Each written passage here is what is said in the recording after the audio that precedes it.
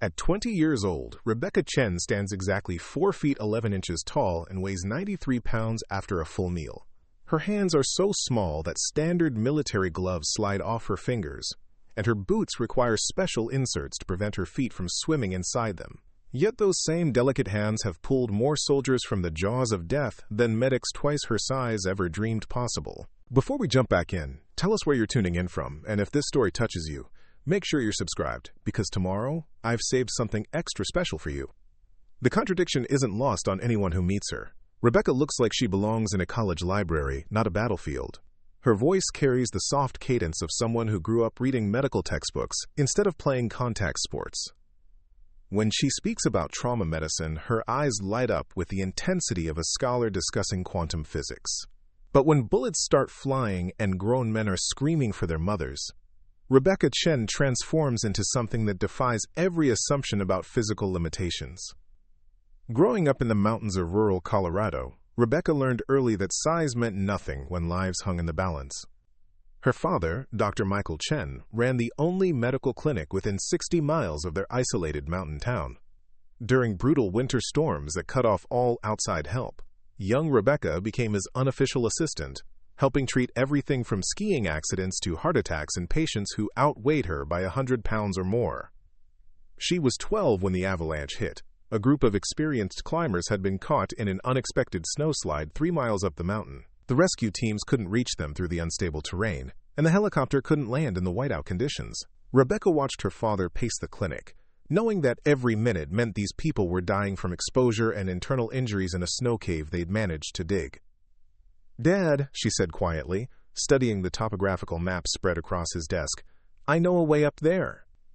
Dr. Chen looked at his daughter, with the expression parents reserve for children who've suggested something simultaneously brilliant and terrifying. Rebecca knew the mountain better than anyone. She'd spent countless hours hiking trails that were too narrow and dangerous for adult rescue teams. Her small size, which made her seem fragile, actually allowed her to navigate terrain that would trap larger people. "Absolutely not," he said, but his voice lacked conviction. "You know I'm right," Rebecca pressed. "I can carry enough medical supplies to stabilize them until the weather clears. Nobody else can get through those rock passages near Devil's Ridge." Quote. 3 hours later, Rebecca was climbing through a blizzard with a medical pack that weighed nearly half what she did. The route she chose would have been impossible for a full-sized adult. She squeezed through rock crevices barely wider than her shoulders, crossed ice bridges that wouldn't support anything heavier, and navigated cliff faces that required her small hands to find fingerholds in impossibly narrow cracks. When she found the climbing party, 2 were already unconscious from hypothermia, and a third had a compound fracture that was bleeding internally.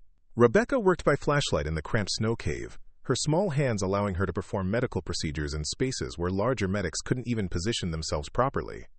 She started IVs with precision that amazed the conscious climbers, applied pressure bandages with techniques she'd learned by watching her father, and used her own body heat to warm the hypothermic patients.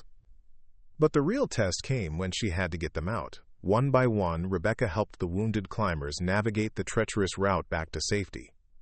She supported men who weighed twice what she did, finding leverage points and techniques that turned her apparent weakness into an advantage. Her low center of gravity made her incredibly stable on ice. Her small frame allowed her to get underneath wounded people and lift them in ways that distributed their weight efficiently. When the rescue was over and all 6 climbers were safe in her father's clinic, the story spread through their small mountain community like wildfire. The tiny Chen girl had done what experienced rescue teams couldn't. She'd saved 6 lives using nothing but medical knowledge, mountain skills, and a refusal to accept that her size made her inadequate. But Rebecca knew this was just the beginning. Every time she looked in the mirror, she saw someone the world would underestimate. Every time she stood next to other people, she saw the unconscious calculations they made about her capabilities. What they didn't see was the mind of someone who'd learned to think 3 moves ahead, to find solutions that didn't rely on brute strength or conventional approaches. In high school, Rebecca volunteered with the County Emergency Medical Services. While other teenagers were focused on dating and sports, she was learning advanced trauma care from paramedics who initially questioned whether she was old enough to handle the psychological stress of emergency medicine. Her first call was a motorcycle accident, where a 200-pound rider had been thrown from his bike at 60 miles per hour. The paramedic in charge took one look at Rebecca and suggested she wait in the ambulance. Instead, Rebecca slipped under the crashed motorcycle and crawled into a space too small for the other medics to access. The rider was pinned, conscious but bleeding from multiple injuries. While the other responders worked to lift the bike, Rebecca performed a complete medical assessment in a space barely larger than a coffin. Her small hands allowed her to check for internal bleeding, start an IV, and apply bandages in areas the other medics couldn't reach. When they finally extracted the rider, Rebecca's assessment proved completely accurate. Her ability to work in confined spaces had allowed her to provide medical care that larger medics simply couldn't deliver. The patient survived because someone small enough to reach him had the knowledge and skill to keep him alive during the critical first minutes.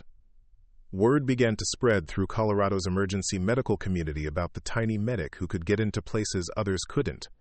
Fire departments started requesting her specifically for cave rescues, building collapses, and vehicle accidents where victims were trapped in spaces too small for standard rescue teams.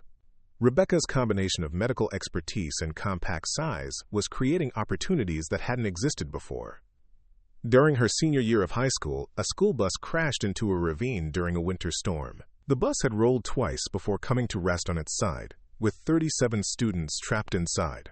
The impact had jammed the emergency exits, and the main door was pinned against the ground. Rescue teams couldn't figure out how to safely extract the children without risking further injury or causing the unstable bus to roll again. Rebecca arrived with the first wave of emergency responders and immediately saw what others had missed. There was a small emergency hatch on the roof of the bus, designed for ventilation but large enough for her to squeeze through. While other rescuers debated the safest approach, Rebecca was already climbing onto the overturned vehicle with her medical kit. Inside the bus, she found a scene of controlled chaos. Most of the students had minor injuries, but 3 were seriously hurt, including a girl whose leg was pinned under a collapsed seat. Rebecca worked methodically through the cramped, overturned interior, her small size allowing her to navigate between seats and reach students that larger adults couldn't access. The most critically injured student was trapped in the very back of the bus, unconscious and showing signs of internal bleeding. Rebecca crawled through a maze of twisted metal and broken glass to reach him, squeezing through gaps that would have stopped anyone else. She worked in a space so confined that she had to turn her head sideways to see what she was doing, starting an IV and stabilizing his airway while upside down in a position that defied anatomy textbooks. One by one, Rebecca helped evacuate the students through the roof hatch.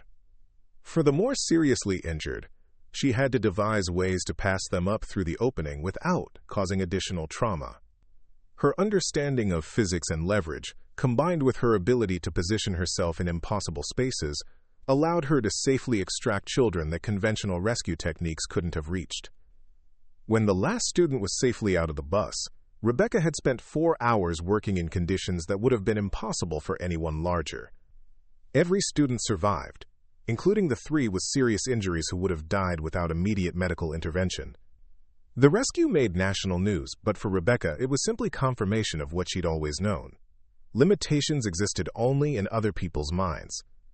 As graduation approached, Rebecca faced a choice that would define the rest of her life.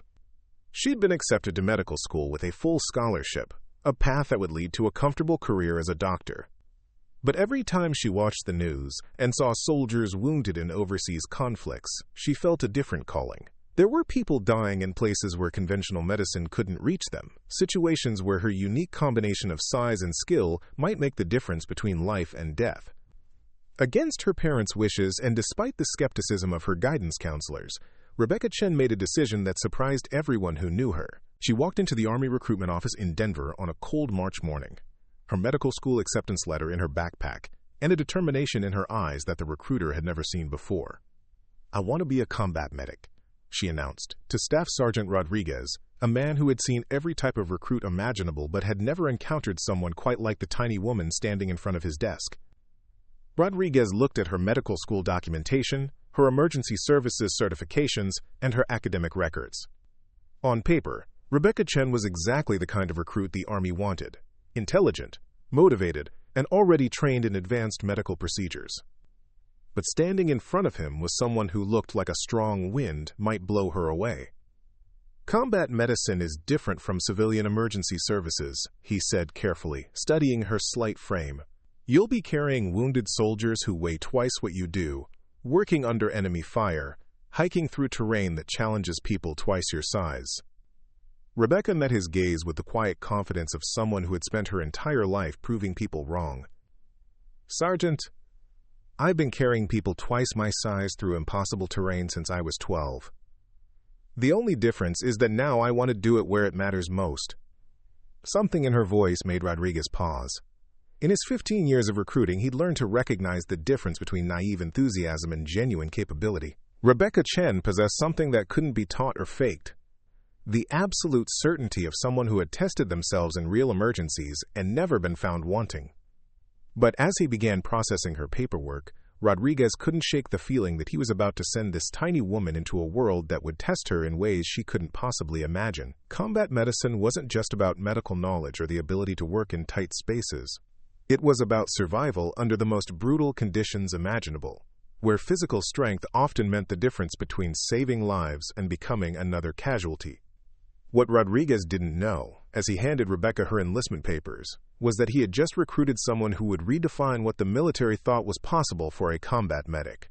Rebecca Chen was about to enter a system that would initially see her size as a liability, never suspecting that they were training someone who would eventually carry 25 wounded soldiers to safety in a single mission that would become the stuff of military legend. The first person to doubt Rebecca Chen's capabilities was Dr. Amanda Foster, the chief medical officer, conducting pre-enlistment evaluations at the military entrance processing station in Denver. Dr. Foster had been screening potential combat medics for 8 years, and she prided herself on identifying candidates who would wash out before they cost the military time and resources. Preparing and narrating this story took us a lot of time, so if you are enjoying it, subscribe to our channel. It means a lot to us. Now back to the story. Rebecca sat across from Dr. Foster's desk, her feet barely touching the floor in the oversized military chair. Her medical file was impressive: EMT certification, wilderness first aid instructor, multiple commendations from Colorado Emergency Services. But Dr. Foster wasn't reading the file. She was studying the 93-pound woman in front of her and doing mental calculations about carrying capacity and physical endurance. "Miss Chen," Dr. Foster began, her tone clinical but not unkind, "combat medicine requires medics to carry wounded soldiers who may weigh 200 pounds or more across difficult terrain, often while under enemy fire. Have you considered the physical demands?" Rebecca had heard variations of this question her entire life. "Doctor, I've carried a 240-pound climber with a broken leg 3 miles down a mountain in a blizzard. I've extracted unconscious patients from collapsed buildings. Physical strength isn't just about muscle mass."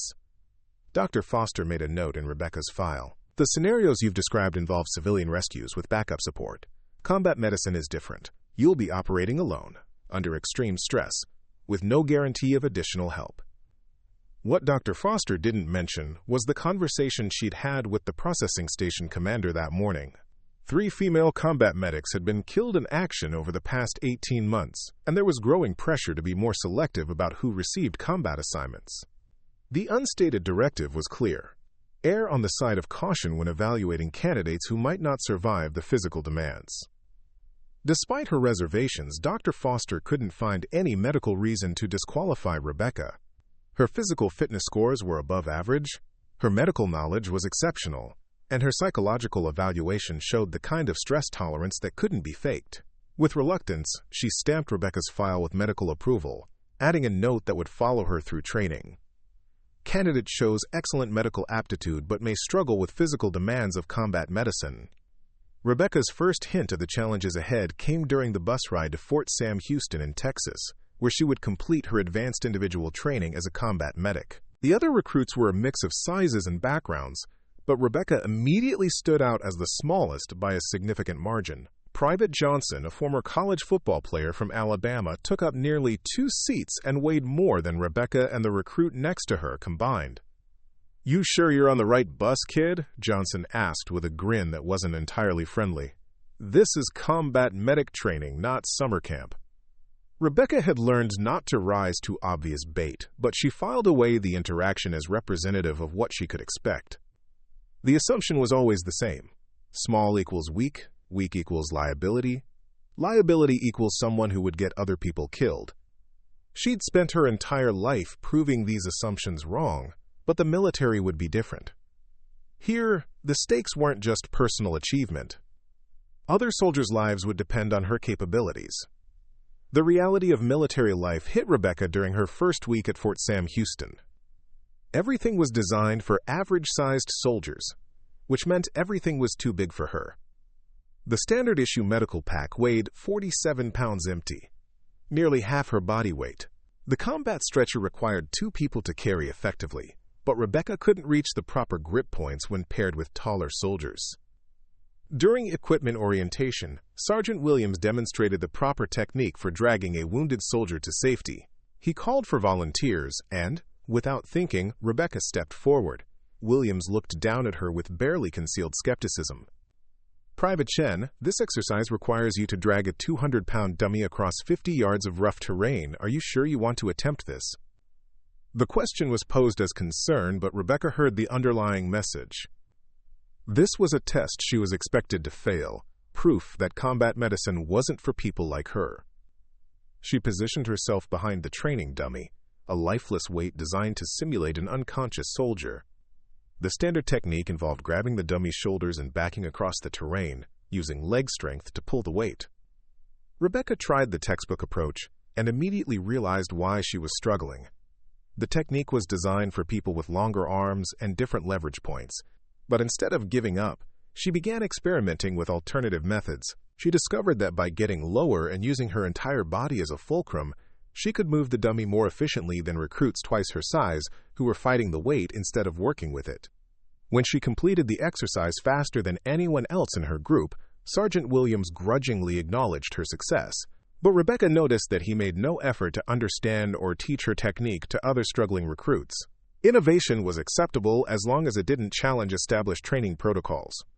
The pattern repeated throughout her training. Rebecca consistently found ways to overcome physical challenges that initially seemed impossible for someone her size. She developed techniques for lifting patients that used physics instead of brute force, methods for navigating obstacles that turned her compact frame into an advantage, and approaches to medical procedures that worked better in cramped or awkward positions. But rather than being celebrated, her adaptations were often seen as proof that she was doing things wrong. During a field exercise simulating casualty evacuation, Rebecca successfully extracted a wounded soldier from a simulated collapsed building by crawling through a space too small for other medics to access. Instead of recognizing the value of her approach, the instructor criticized her for not following standard evacuation protocols. "In combat, you won't have time to improvise," Staff Sergeant Martinez lectured during the after-action review. "You need to follow established procedures that work for everyone." Rebecca wanted to point out that her improvisation had succeeded where standard procedures had failed, but she was learning that military culture valued conformity over innovation. Her small size wasn't just a physical challenge. It was a constant reminder that she didn't fit the template of what a combat medic was supposed to be. The psychological pressure was relentless. During hand-to-hand combat training, Rebecca was routinely paired with much larger opponents who could overpower her easily. In tactical exercises, she was assigned to teams where her small stature made her feel like a liability rather than an asset. The message was subtle but consistent. Prove that you belong here every single day, because we're not convinced you do. The breaking point came during a night exercise, designed to test combat medics under extreme stress. The scenario involved treating multiple casualties in a simulated firefight, with instructors using blank ammunition and pyrotechnics to create realistic battlefield conditions. Rebecca was assigned to a team with 3 male medics, all of whom outweighed her by at least 60 pounds. When the exercise began, chaos erupted. Simulated explosions shook the ground, blank rounds created deafening noise, and smoke obscured visibility. The casualties were scattered across 100 yards of rough terrain, each requiring immediate medical attention to pass the exercise. Rebecca's team immediately encountered problems. The standard approach was to split up, and each medic handle individual casualties. But the team leader, Private Morrison, had different ideas. He assigned Rebecca to carry supplies while the real medics handled patient care. When she protested, he cut her off with barely contained frustration. "Chen, this isn't the time for proving points. Stay back and let us handle the heavy lifting." Rebecca watched from the designated position as her teammates struggled with casualties they couldn't move effectively. Morrison was attempting to drag a 200-pound wounded soldier across rocky terrain using brute force, making minimal progress while the clock ticked down. The other team members were having similar difficulties, their size and strength actually working against them in the confined spaces and awkward positions required by the exercise. After 10 minutes of watching preventable failure, Rebecca abandoned her assigned position. She approached Morrison's casualty and demonstrated the leverage technique she'd developed, moving the patient efficiently across terrain where Morrison had been struggling. She then moved to assist the other team members, using her small size to access casualties in positions where larger medics couldn't work effectively. When the exercise concluded, Rebecca's team had successfully evacuated all casualties within the time limit. They passed an exercise that had been failing when she was relegated to supply carrier. But instead of acknowledgement, Rebecca faced criticism for abandoning her assigned role and failing to follow team protocols. "Individual heroics get people killed in combat," Morrison told her after the debrief. "You need to learn to work within the team structure." The irony wasn't lost on Rebecca. Her refusal to accept a diminished role had saved the team's performance, but challenging the established hierarchy was seen as more problematic than actual failure. She was beginning to understand that her size wasn't just a physical obstacle in military culture. It was a symbol of everything that didn't fit conventional expectations about what soldiers should be. That night, lying in her bunk and listening to the quiet conversations of other recruits, Rebecca overheard a discussion that crystallized her situation. Several medics from other training groups were comparing notes about their weakest team members, and her name came up repeatedly. "Chen tries hard, but she's going to get someone killed," one voice said with casual certainty. "There's no way she can handle a real combat situation." "I heard she's getting a desk assignment when she graduates," another added. "Probably for the best. Some people just aren't cut out for combat medicine." Rebecca stared at the ceiling, processing the reality of her situation. Despite consistently outperforming expectations and developing innovative solutions to physical challenges, she was still seen as a liability. The military's definition of combat readiness was based on templates that didn't account for her capabilities. She was being evaluated not on what she could do, but on what people assumed she couldn't do. The frustration was compounded by what she saw in actual combat medic operations. News reports from overseas showed medics working in environments where creativity and adaptability were just as important as physical strength. Soldiers were being wounded in confined spaces, in vehicles, in situations where standard evacuation techniques weren't possible. Yet the training remained focused on scenarios that emphasized brute force over innovation. Rebecca began to realize that her real challenge wasn't proving she could meet existing standards. It was convincing a system to recognize that those standards might be incomplete. Combat medicine needed people who could think differently, who could access places others couldn't, who could find solutions when conventional approaches failed. But first, she had to survive a training environment that seemed designed to prove she didn't belong there. Graduation from combat medic training should have been Rebecca's moment of validation. She finished third in her class academically, scored in the top 10% on practical medical skills, and had developed innovative techniques that impressed even skeptical instructors. But when assignment orders were distributed, Rebecca discovered that excellence in training didn't guarantee respect in deployment. Colonel Patricia Hawkins, the assignment officer at Fort Sam Houston, called Rebecca into her office 3 days before graduation. The colonel's office was a shrine to military medical service, with commendations and photographs spanning a 25-year career. Hawkins herself was an imposing figure, 6 feet tall, with the bearing of someone accustomed to being the most competent person in any room. "Private Chen," Colonel Hawkins began, reviewing Rebecca's file with the methodical attention of someone making a difficult decision. "Your academic performance has been exemplary, and your instructors note significant aptitude for trauma medicine." Rebecca sensed a qualification coming and prepared herself for disappointment. "However," Hawkins continued, "there are concerns about your deployment readiness for forward operating bases." Combat medicine in active theaters requires physical capabilities that may exceed your current capacity. The assignment letter Hawkins handed her was what Rebecca had been dreading: Medical Support Specialist, Landstuhl Regional Medical Center, Germany. It was a prestigious assignment to one of the military's premier medical facilities, the kind of posting that other medics would consider a career-making opportunity. But Rebecca understood what it really meant: a safe desk job for someone the system considered too fragile for real combat medicine. "Colonel, I'd like to request reconsideration for a forward deployment," Rebecca said, keeping her voice steady, despite the disappointment churning in her stomach. Hawkins looked up from the paperwork with an expression that mixed sympathy with finality. "Private, this assignment reflects careful consideration of your capabilities and the needs of the service. Landstuhl handles the most complex trauma cases from multiple theaters. Your medical skills will be invaluable there." "But not in the field where they're needed most," Rebecca replied, recognizing even as she spoke that challenging a colonel's decision was career suicide. The conversation that followed was a masterclass in institutional deflection. Hawkins explained that deployment decisions were based on multiple factors, that there were no current openings for medics of Rebecca's experience level in forward positions, that her specialized training could be better utilized in a hospital environment. Every reason was perfectly logical and completely irrelevant to the real issue. Nobody wanted to risk deploying someone who looked like she couldn't handle combat conditions.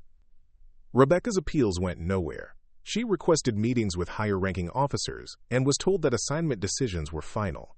She submitted written requests for deployment consideration and received form letters acknowledging her interest while providing no substantive response. The message was clear: the military had invested in her training and would utilize her skills, but only in environments deemed appropriate for someone of her physical limitations. The irony became apparent during her final week at Fort Sam Houston. A training incident involving a vehicle rollover trapped 2 instructors in a space too small for standard extraction techniques. Rebecca volunteered to assist and successfully accessed the trapped personnel using techniques that larger rescue specialists couldn't employ. The same officers who had deemed her unsuitable for combat deployment praised her innovation and problem-solving under pressure. "Outstanding work, Chen," said Major Davidson, the training commander who had signed off on her rear echelon assignment. "This is exactly the kind of thinking that saves lives in the field." Rebecca wanted to point out the contradiction but had learned that challenging institutional logic was futile. The system could simultaneously recognize her unique capabilities while refusing to deploy those capabilities where they might be most needed. Her transition to Landstuhl Regional Medical Center began with a commercial flight to Frankfurt, a stark contrast to the military transport that carried combat-bound medics to forward deployments. The medical center itself was impressive, a state-of-the-art facility that handled trauma cases from across Europe and the Middle East.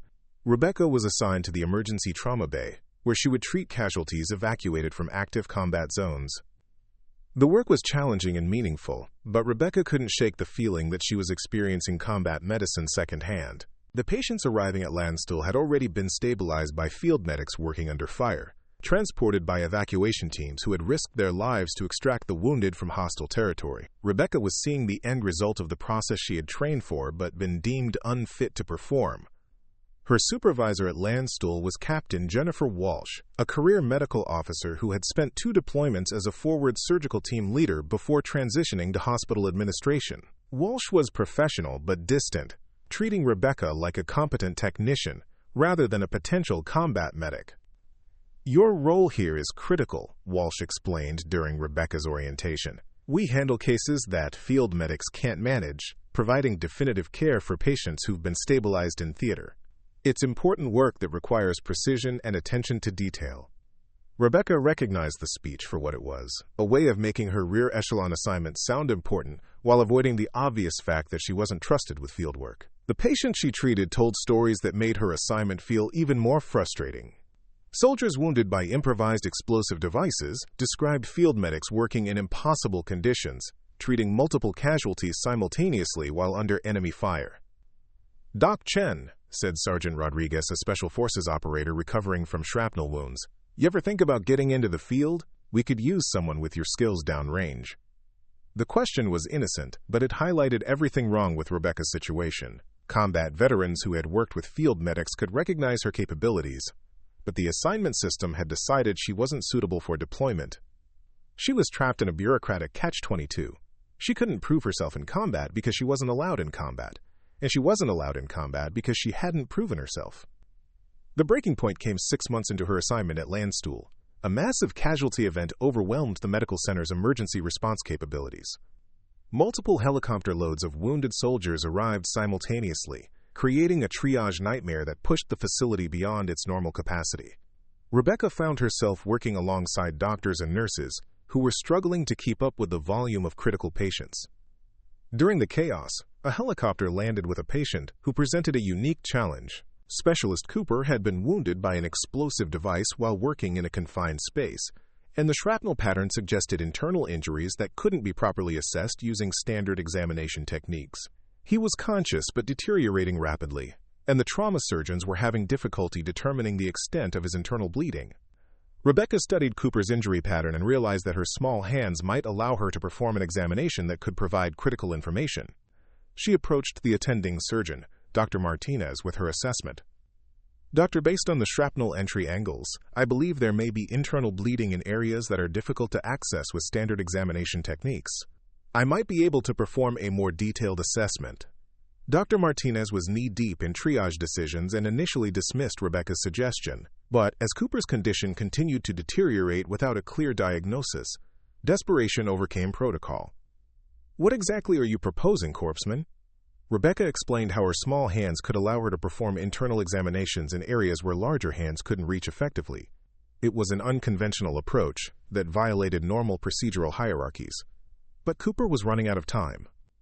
Under Dr. Martinez's supervision, Rebecca performed an examination that identified internal bleeding sources that had been missed by conventional assessment techniques. Her findings allowed the surgical team to target their intervention more precisely, ultimately saving Cooper's life through procedures that wouldn't have been possible without her unique capabilities. The incident should have been a vindication of Rebecca's potential, but the institutional response was predictably complex. Dr. Martinez praised her diagnostic work and recommended her for a commendation. Captain Walsh acknowledged her contribution, while noting that she had operated outside normal protocols. The hospital administration was pleased with the successful outcome, while being concerned about the precedent of allowing junior personnel to perform unconventional procedures. "Your work on the Cooper case was exceptional," Captain Walsh told Rebecca during her evaluation review. "However, it's important to understand that such innovations should be reserved for truly exceptional circumstances." Quote. Rebecca understood the message. Her capabilities were valuable in emergencies, but not sufficient to change her assignment status. The system could benefit from her unique skills while maintaining that those skills weren't suitable for forward deployment. The final insult came when Rebecca learned about personnel changes in forward operating bases. Several combat medics were being rotated home due to stress injuries, and their positions were being filled by newly trained personnel with no field experience. Rebecca watched as medics who had struggled with basic training exercises were deemed suitable for combat deployment while she remained in a rear echelon role. Staff Sergeant Thompson, one of her former instructors, visited Landstuhl as part of a medical liaison mission. Rebecca approached him privately to discuss deployment opportunities. "Chen, you're doing important work here," Thompson said, his tone suggesting he'd rehearsed this conversation. "Field medicine is different from hospital work. It requires people who can handle the physical and psychological stress of combat operations." Rebecca wanted to point out that she had handled every stress test thrown at her, that she had consistently outperformed larger medics in practical applications, that her innovations had saved lives even in hospital settings. But she was beginning to understand that logical arguments couldn't overcome institutional assumptions. The conversation with Thompson crystallized Rebecca's understanding of her situation. The military had created a self-reinforcing system where deployment decisions were based on perceptions of capability rather than demonstrated performance. Her size had become a symbol of limitation that overshadowed her actual abilities, creating barriers that no amount of competence could overcome. That night, lying in her quarters at Landstuhl, Rebecca made a decision that would change everything. She couldn't prove herself through normal channels because those channels were designed to exclude people like her. If she wanted to demonstrate her combat capabilities, she would have to find a way to get into combat situations regardless of official policy. The opportunity would come sooner than she expected, in a way that would test everything she had learned about medicine, survival, and the difference between following orders and saving lives. The opportunity Rebecca had been waiting for came disguised as a routine medical evacuation mission. Operation Northern Shield was supposed to be a straightforward humanitarian deployment. A joint medical team would establish a temporary clinic in rural Afghanistan to treat local civilians while supporting a nearby forward operating base. The mission was classified as low risk, primarily involving preventative care and basic trauma treatment for a population that had limited access to medical services. Rebecca volunteered for the mission the moment it was announced, but her request was initially denied. Captain Walsh explained that the deployment required experienced field medics who could handle the unique challenges of working in an unsecured environment. The implication was clear. Despite 18 months of exceptional hospital performance, Rebecca was still considered unsuitable for fieldwork. The decision changed when Corpsman Bradley Martinez, the mission's designated medic, broke his leg in a training accident 3 days before deployment. With no time to train a replacement and pressure from higher command to maintain the mission schedule, Captain Walsh faced an impossible choice: deploy Rebecca or cancel the humanitarian operation entirely. "This is strictly a medical support role," Walsh emphasized during Rebecca's hasty mission briefing. "You'll be working under the direct supervision of Dr. Elizabeth Parker, and your responsibilities will be limited to basic patient care and supply management." Dr. Parker was a naval surgeon with 2 previous deployments and a reputation for running efficient field operations. When she met Rebecca at the airfield, her expression suggested she wasn't thrilled about working with a last-minute replacement who looked like she belonged in a college classroom rather than a combat zone. "Chen, right?" Dr. Parker said, reviewing Rebecca's hastily prepared deployment packet. "I understand you're our emergency replacement. Have you worked in unsecured environments before?" Rebecca decided that honesty was more important than confidence. "No, ma'am, this is my first field deployment." Dr. Parker's pause was long enough to be uncomfortable. "Well, you'll learn quickly or you'll be on the next transport home. Field medicine doesn't allow for extended learning curves." The flight to Afghanistan was Rebecca's first time on a military transport aircraft, a bone-rattling experience that bore no resemblance to her commercial flight to Germany. The other personnel on the mission treated her with polite indifference, making it clear that she was considered the weak link in an otherwise experienced team. Forward Operating Base Sandstone was a collection of prefabricated buildings and defensive positions carved into a valley that seemed designed by nature to be hostile to human occupation. The medical facility was a converted shipping container with basic equipment and enough supplies to handle routine injuries and illnesses. It was a far cry from the sophisticated trauma center at Landstuhl, but Rebecca felt more energized than she had in months. This was real field medicine, the work she had trained for but never been allowed to perform. The first week of Operation Northern Shield proceeded according to plan. The medical team treated local civilians for conditions ranging from infected wounds to complications from chronic diseases.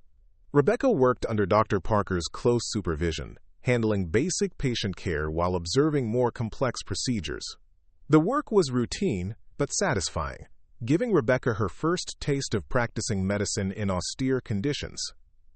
The humanitarian clinic was located in the village of Kost Paktia, a remote settlement that served as a regional market center for scattered farming communities. The local population was cautiously welcoming, grateful for medical services but wary of foreign military personnel.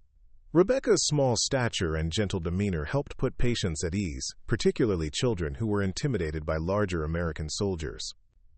On her 8th day in theater, Rebecca accompanied Dr. Parker on a routine medical patrol to outlying settlements. The mission was considered safe enough that it required only a small security detail. 4 soldiers, led by Sergeant Michael Torres, a veteran of 3 deployments who treated the medical personnel with protective professionalism. The patrol was traveling in 2 unarmored vehicles along a dirt road that connected several small villages when the attack began. The improvised explosive device was perfectly positioned to disable the lead vehicle while blocking the road, creating a classic ambush scenario. The explosion threw the vehicle containing Dr. Parker, Sergeant Torres, and 2 soldiers into a roadside ditch, leaving Rebecca and the remainder of the patrol trapped on an exposed stretch of road.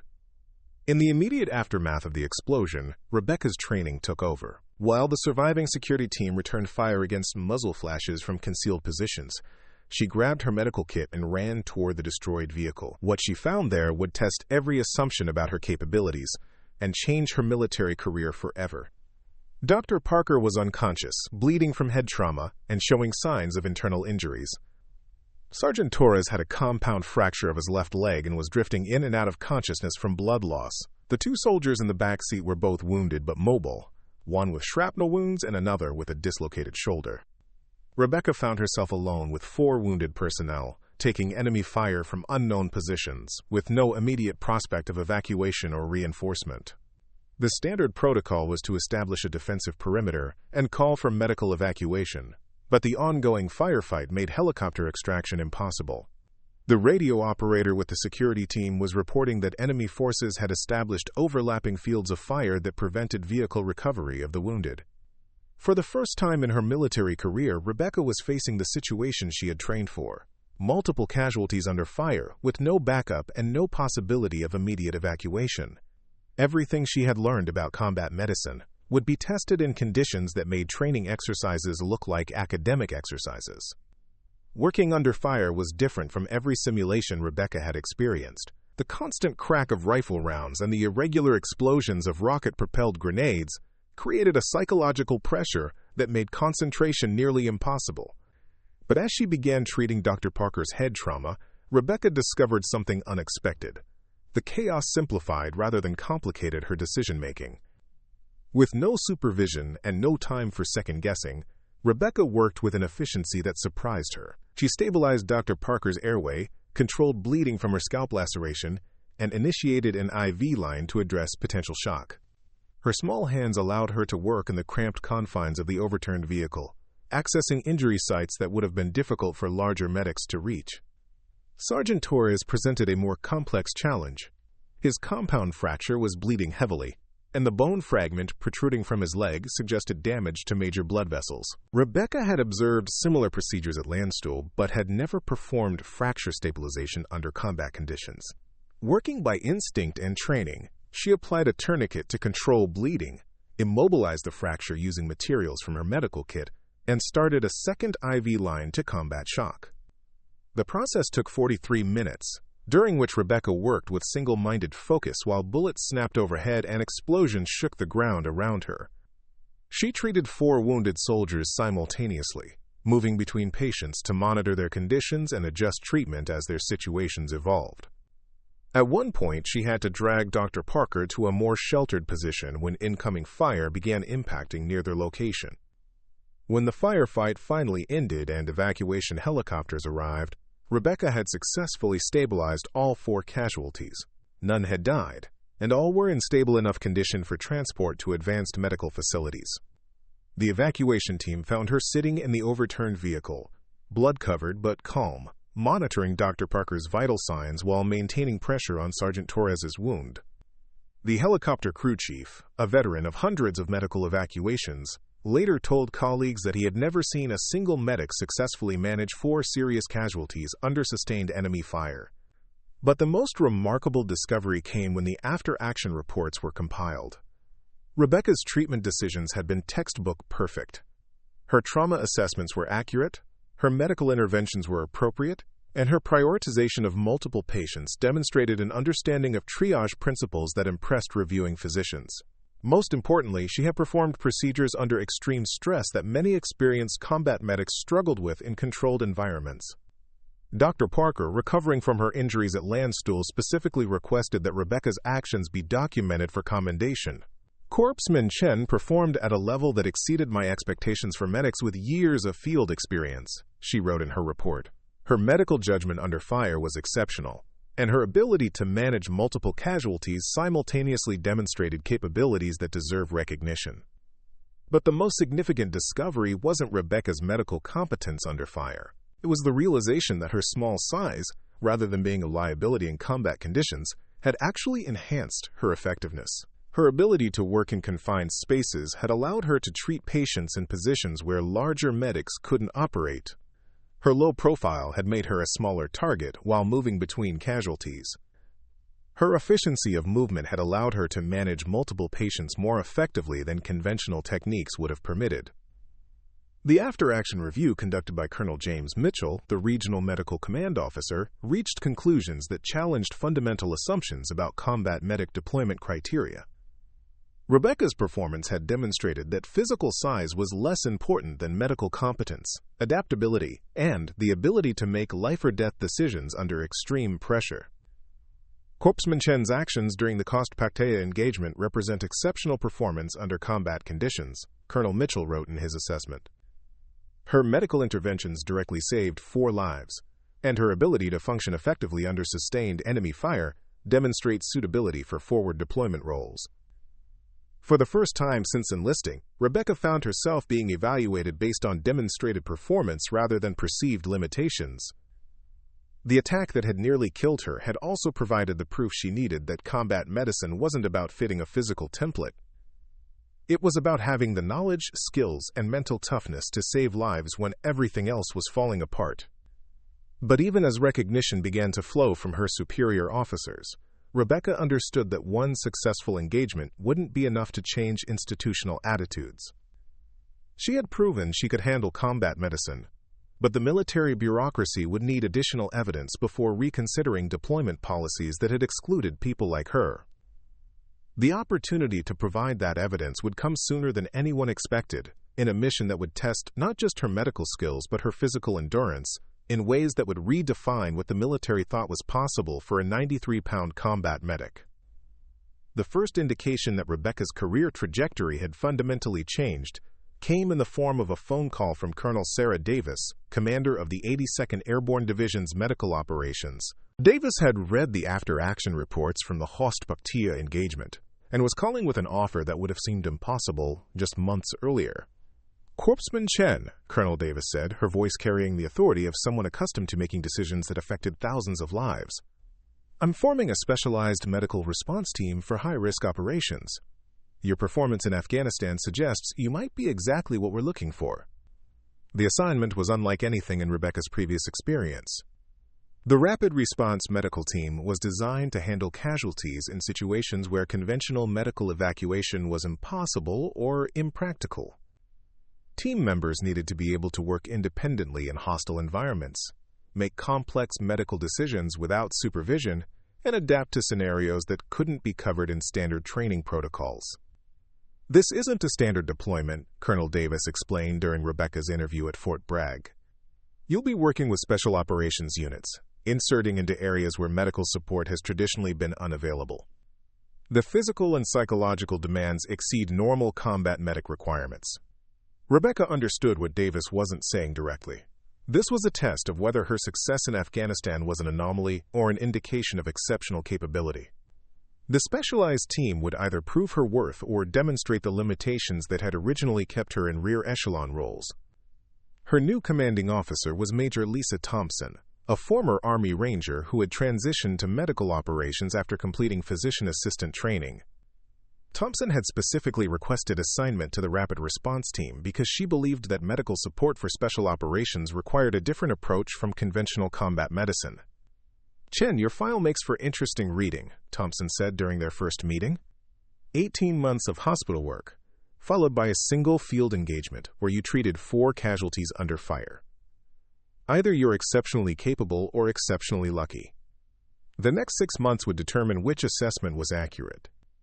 The training regimen Thompson designed for the Rapid Response Team pushed beyond conventional combat medic preparation. Team members learned advanced trauma procedures normally reserved for physicians, practiced medical interventions in environments that simulated extreme combat conditions, and developed the ability to make independent medical decisions without higher-level supervision.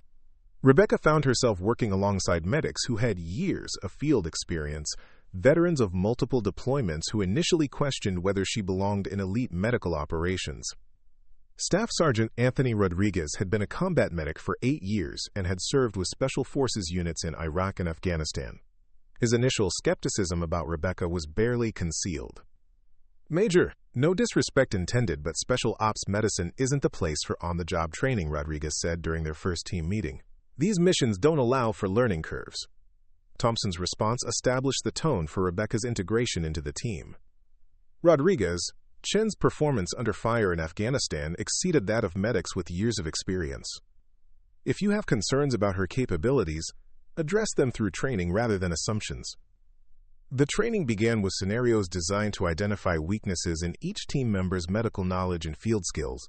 Rebecca quickly discovered that her hospital experience at Landstuhl had provided her with exposure to trauma cases that many field medics never encountered. Her understanding of complex surgical procedures and advanced diagnostics gave her capabilities that complemented rather than duplicated those of her teammates. During a training exercise simulating casualties from a helicopter crash, Rebecca demonstrated techniques for treating patients with complex airway injuries that she had learned while working with thoracic surgeons in Germany. Her approach allowed her to maintain ventilation for a simulated patient in conditions where standard procedures would have failed. Rodriguez, observing her work, grudgingly acknowledged her competence. "Where did you learn that technique?" "Landstuhl," Rebecca replied, focusing on her patient rather than the validation. When you see enough crash victims, you learn that textbook approaches don't always work in real situations. The exchange marked a turning point in team dynamics. Rebecca's teammates began to recognize that her different background provided capabilities that enhanced rather than weakened team performance. Her hospital experience had taught her to think systematically about complex medical problems, while her small size continued to provide tactical advantages in confined or difficult positions. The team's first operational mission came 4 months into their training cycle. A Special Forces reconnaissance team had been pinned down by enemy forces in a remote valley in eastern Afghanistan, with 2 soldiers wounded too severely for evacuation by conventional methods. The terrain made helicopter landing impossible, and enemy fire prevented vehicle access to the area. Major Thompson made the decision to insert the medical team by parachute, a technique that would allow them to reach the wounded soldiers but would require hiking out through hostile territory once medical treatment was completed. The mission profile was exactly what the rapid response team had been created to handle: high-risk medical intervention in an environment where standard procedures couldn't be applied.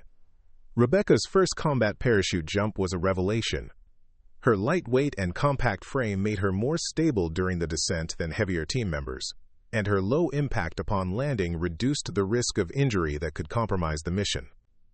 When the team assembled at the landing zone, she was the first to be ready for movement toward the casualty site. The wounded soldiers were located in a defensive position that had been under intermittent enemy fire for 18 hours. Sergeant First Class David Kim had taken shrapnel to his abdomen and was showing signs of internal bleeding, while Specialist Jennifer Walsh had a compound fracture of her femur that was becoming infected despite field treatment. Working under cover of darkness and the protective fire of the reconnaissance team, Rebecca and her teammates established a field medical station in a space no larger than a typical bedroom. The confines were so tight that only one medic could work on each patient at a time, but the proximity of enemy forces meant that treatment had to be completed quickly and efficiently. Rebecca took responsibility for Sergeant Kim's abdominal trauma, a complex case that required surgical intervention under field conditions. Using techniques she had learned from observing emergency surgeries at Landstuhl, she performed an exploratory procedure that identified and controlled internal bleeding sources. The work required precise manual control and the ability to visualize anatomical structures under minimal lighting conditions. Her small hands proved invaluable for the delicate work required to repair damaged blood vessels and remove shrapnel fragments from areas that would have been difficult for larger hands to access. The procedure took 90 minutes, during which Rebecca worked with the focused intensity that had characterized her best performance under pressure. When the medical intervention was complete, the team faced the challenge of evacuating 2 seriously wounded patients through territory controlled by hostile forces. The extraction route involved a 12-kilometer hike through mountainous terrain to a landing zone where helicopters could safely extract the wounded soldiers. Rebecca found herself carrying a proportionally heavier load than her teammates, but her endurance training and efficient movement techniques allowed her to maintain pace throughout the grueling extraction. Her patient, Sergeant Kim, required constant monitoring during the movement, and Rebecca's ability to provide medical care while hiking under combat conditions impressed even skeptical Special Forces personnel.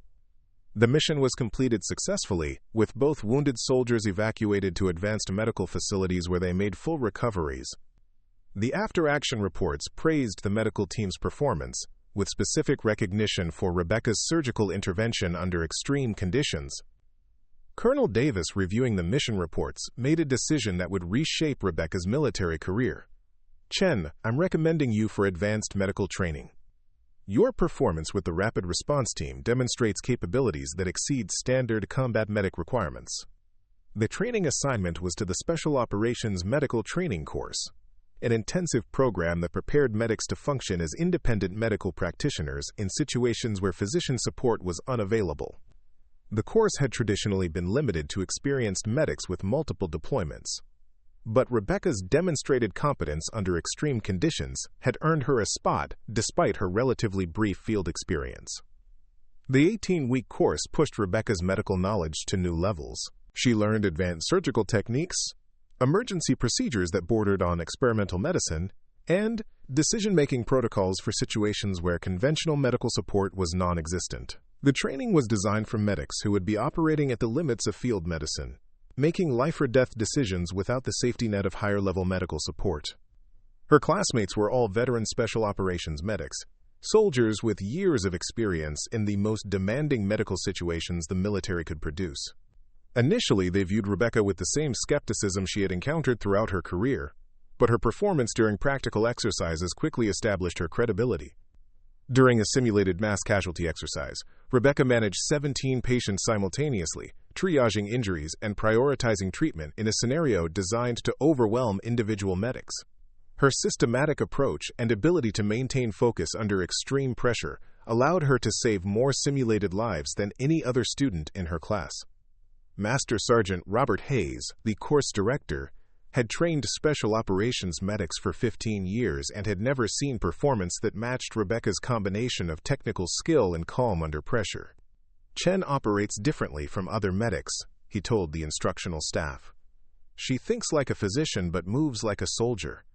When Rebecca graduated from the Special Operations Medical course, she had earned a level of credibility that transformed how the military viewed her capabilities. Her small size was no longer seen as a limitation, but as a tactical advantage that enhanced her effectiveness in specialized roles. The woman who had been considered too small for combat medicine had become one of the most highly trained medical practitioners in the military. But her ultimate test was still ahead, in a mission that would require every skill she had learned and push her physical and mental capabilities to their absolute limits. The mission briefing that would define Rebecca's legacy began at 03:00 hours on a cold February morning at Bagram Airfield. Operation Crimson Dawn was classified at the highest levels, involving the extraction of a downed Special Forces team that had been conducting reconnaissance deep in Taliban-controlled territory. What made this mission unprecedented wasn't just the hostile environment or the political sensitivity of the operation. It was the sheer number of casualties that needed evacuation from a location that conventional rescue forces couldn't reach. Lieutenant Colonel Marcus Webb, the mission commander, stood before a room of elite personnel who represented the military's most capable rescue specialists. The satellite imagery he displayed showed a mountainous region where Alpha Team had been pinned down for 36 hours after their helicopter was shot down during insertion.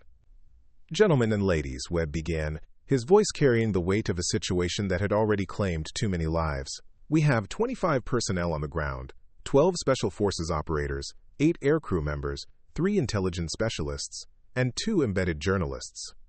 All are wounded to varying degrees. Conventional evacuation is impossible due to terrain and enemy presence." The crash site was located in a narrow valley surrounded by peaks that made helicopter operations suicidal. Taliban forces had established overlapping fields of fire that prevented vehicle access, and the rugged terrain blocked standard extraction routes. Multiple rescue attempts had already failed, with 2 helicopters damaged by enemy fire and forced to abort their missions. "The wounded have been without proper medical care for over 30 hours, Webb continued, clicking to medical assessment reports that made the assembled rescue specialists exchange grim glances. "Intelligence indicates that at least 6 personnel have life-threatening injuries that will prove fatal without immediate intervention." Rebecca studied the mission parameters with the analytical approach that had become her trademark. The distance from the nearest secure landing zone to the crash site was 18 kilometers of mountainous terrain.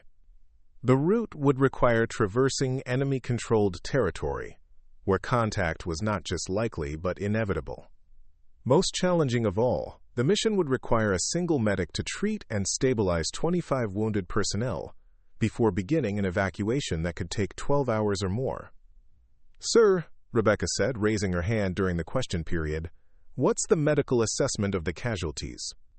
Are we looking at trauma cases, exposure injuries, or a combination?" Webb's expression suggested he'd been dreading this question. "Chen, intelligence reports indicate multiple penetrating injuries from the crash and subsequent firefights, several cases of severe exposure due to inadequate shelter, possible internal injuries from the impact, and at least 3 personnel who are unconscious and unresponsive." The silence that followed was deafening. Everyone in the room understood the mathematical reality. 25 serious casualties, requiring stabilization and transport by a single medic over terrain that would challenge unencumbered soldiers. It was a mission profile that exceeded every previous rescue operation in both scope and difficulty.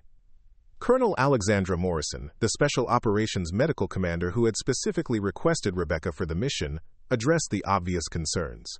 "This operation will push beyond conventional medical protocols. We're not asking for perfect medical care.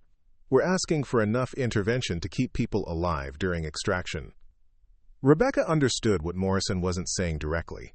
This was a suicide mission disguised as a rescue operation. The Pentagon was authorizing an attempt that had virtually no chance of success because the political cost of abandoning 25 American personnel was unacceptable. Someone had to try, even knowing they would likely join the casualty list. "Ma'am," Rebecca said, meeting Morrison's gaze directly, "I'll need specialized equipment and modified extraction protocols. Standard medical packs won't be sufficient for this number of casualties." What followed was 6 hours of the most intensive mission planning Rebecca had ever experienced. She worked with logistics specialists to design a medical kit that could treat multiple trauma cases while remaining light enough for her to carry over mountainous terrain. She consulted with survival experts to develop patient stabilization techniques that would work during extended movement through hostile territory.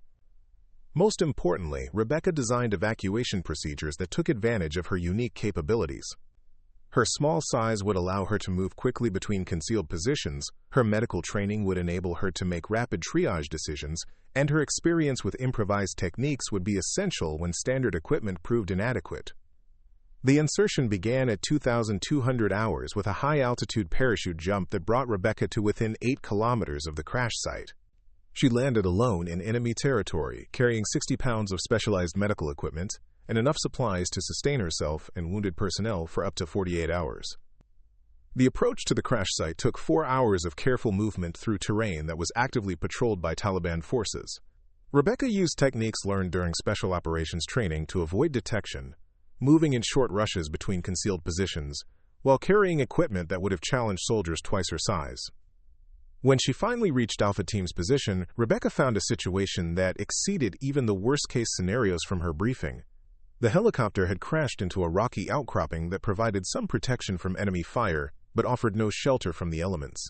The wounded were scattered across a debris field that stretched nearly 100 meters, with some personnel trapped under wreckage and others positioned in defensive locations. Captain Nathan Brooks, the senior surviving officer, briefed Rebecca on the situation with the efficient desperation of someone who had been expecting to die for 36 hours. "Chen, we've got 6 critical cases who won't survive another day, 12 serious injuries that need immediate attention, and 7 walking wounded who can still fight but need medical support." Rebecca began her assessment with the systematic approach that had become instinctive. She moved between casualties, performing rapid medical evaluations and prioritizing treatment based on who could be saved and who would survive long enough for extended care. The decisions she made in those first minutes would determine which of these people lived or died. The most critical case was Sergeant Michael Foster, a Special Forces medic who had been treating other wounded when shrapnel from a mortar round severed major blood vessels in his leg.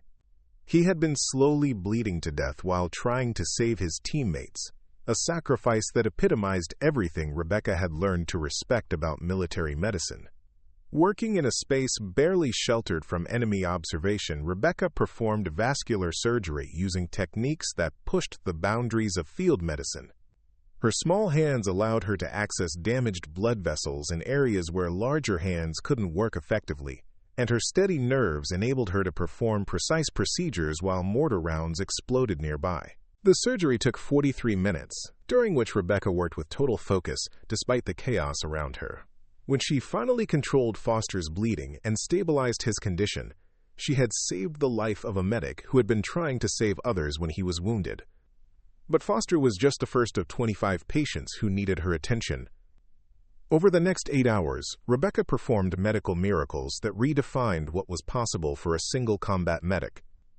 She treated tension pneumothorax in a pilot whose chest had been crushed during the crash.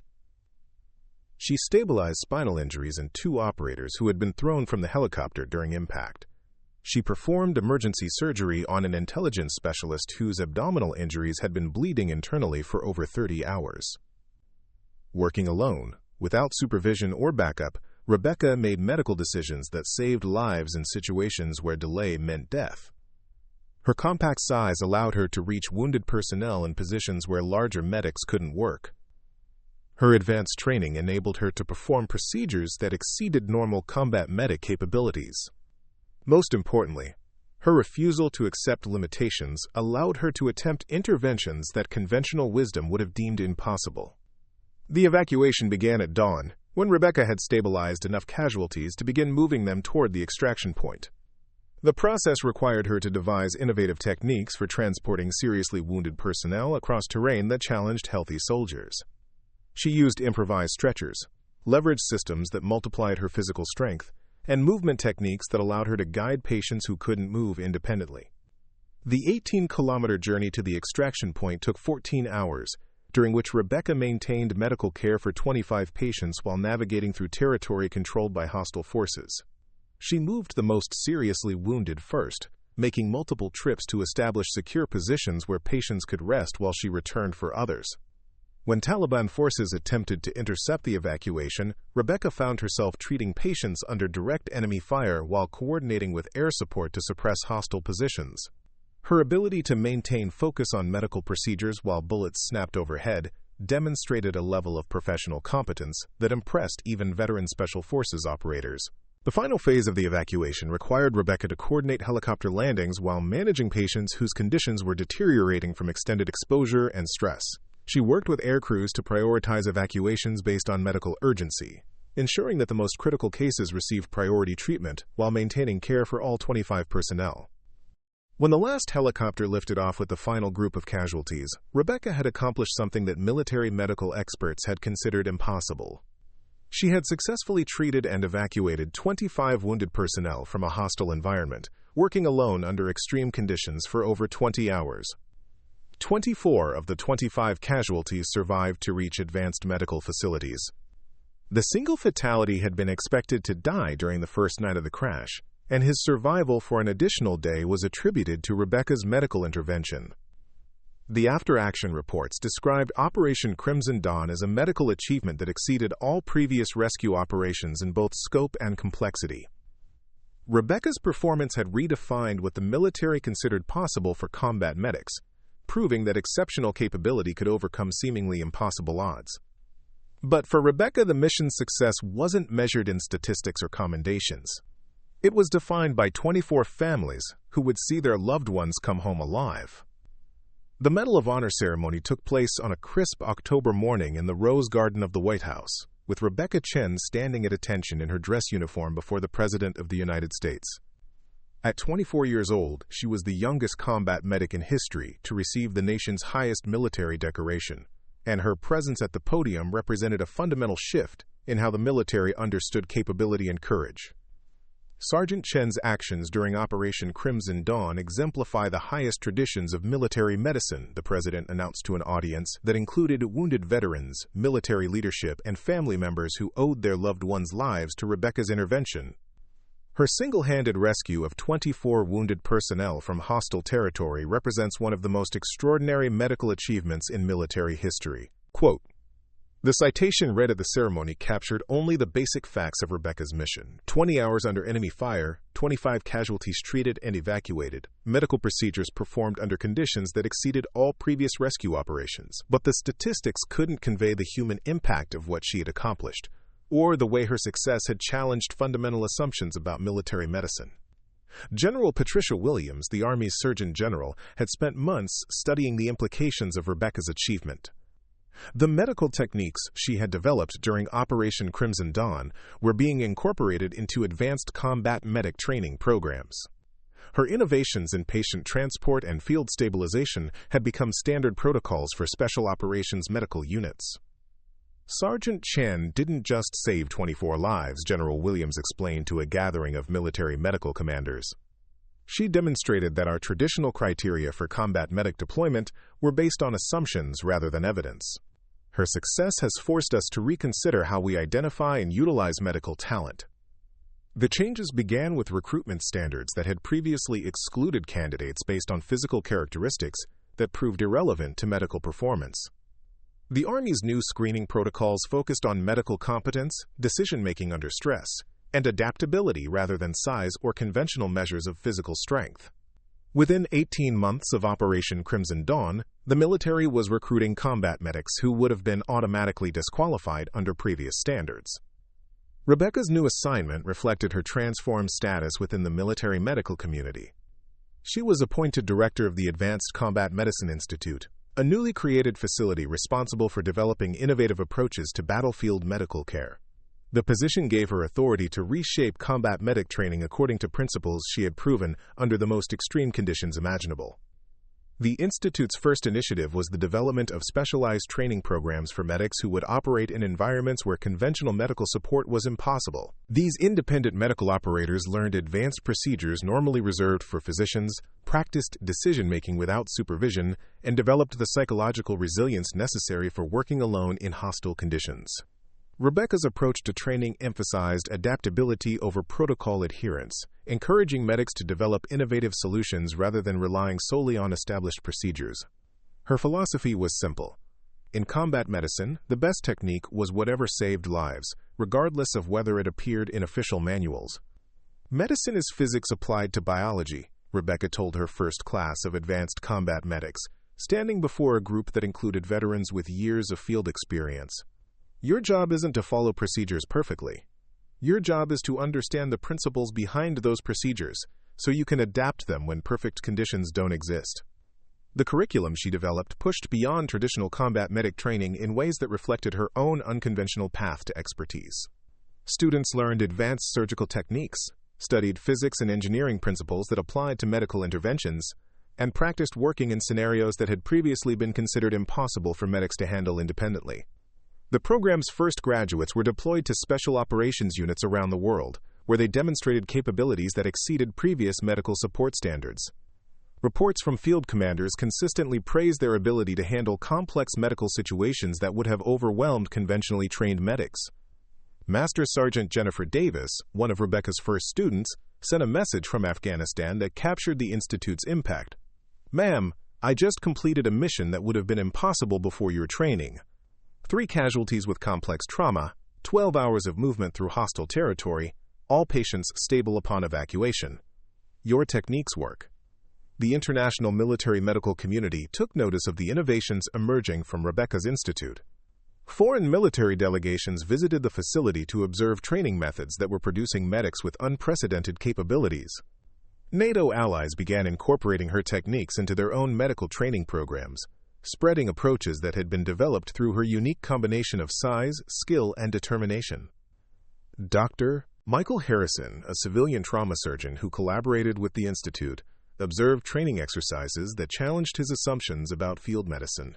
"I've worked in Level 1 trauma centers for 20 years, he told colleagues, and I've seen Sergeant Chen's students perform procedures under field conditions that would challenge surgeons in fully equipped operating rooms. The broader impact of Rebecca's success extended beyond military medicine. Her story became required reading at medical schools, where students learned that innovation often came from questioning established limitations rather than accepting them. Her techniques were studied by civilian emergency responders who faced scenarios where conventional approaches proved inadequate. The personal cost of Rebecca's achievements became apparent during a rare interview she granted to a military medical journal. When asked about the psychological impact of her experiences, her response revealed the weight of carrying responsibility for so many lives. "Every person I've treated represents someone's entire world," she said, her voice carrying the quiet intensity that had characterized her approach to medicine. "Their families, their dreams, their futures, all of that depends on decisions I make in seconds." That responsibility never gets lighter, regardless of how many successful missions you complete. The interview touched on a reality that military medical training rarely addressed: the psychological burden carried by medics who operated at the extreme margins of their profession. Rebecca had developed techniques for managing stress and maintaining focus that became part of the Institute's curriculum, acknowledging that mental resilience was as important as medical competence. 5 years after Operation Crimson Dawn, Rebecca's influence on military medicine was evident in statistics that would have seemed impossible before her career. Combat medic survival rates had improved by 37%, with much of the improvement attributed to training techniques and protocols she had developed. The percentage of wounded personnel who survived to reach advanced medical facilities had reached historic highs. But perhaps the most significant change was cultural. The military medical community had learned to recognize that exceptional capability could come in unexpected forms, that innovation often emerged from people who didn't fit traditional templates, and that the most important qualification for saving lives was the determination to refuse impossible odds. Lieutenant Sarah Kim, a combat medic who graduated from Rebecca's program, embodied this cultural shift. At 5 feet tall and weighing less than 100 pounds, Kim would have been excluded from combat medical roles under previous standards. Instead, she completed 3 deployments with special operations units, earning commendations for medical interventions that saved dozens of lives. Sergeant Chen proved that size doesn't determine capability, Kim explained to a new class of combat medic trainees. She taught us that the only limitations that matter are the ones we accept in our own minds. The ripple effects of Rebecca's career extended to civilian emergency medicine, where her innovations in trauma care under austere conditions influenced protocols for disaster response and mass casualty events. Emergency medical technicians studied her techniques for treating multiple patients simultaneously, while emergency room physicians adopted her approaches to rapid assessment and triage. Dr. Emily Rodriguez, director of emergency medicine at a major trauma center, incorporated Rebecca's methods into her residency training program. Military medicine has always been ahead of civilian practice in trauma care, she explained. But Sergeant Chen's contributions represent a quantum leap in what we thought was possible for individual medical practitioners. The Advanced Combat Medicine Institute continued to evolve under Rebecca's leadership, developing new programs that pushed the boundaries of field medicine. Students learned to perform complex procedures using improvised equipment, to maintain medical care during extended operations in hostile environments, and to make independent decisions that exceeded traditional combat medic authority. 10 years after she had first walked into that recruitment office in Denver, Rebecca Chen had transformed from someone the military considered too small for combat medicine into the person who redefined what combat medicine could accomplish. Her techniques were being taught around the world, her innovations had saved thousands of lives, and her example had inspired a generation of medics who refused to accept limitations others tried to impose. The legacy she was building extended beyond any individual achievement or decoration. Rebecca had proven that extraordinary capability could emerge from unexpected sources, that innovation required the courage to challenge established assumptions, and that the most important battles were often fought by people others had underestimated.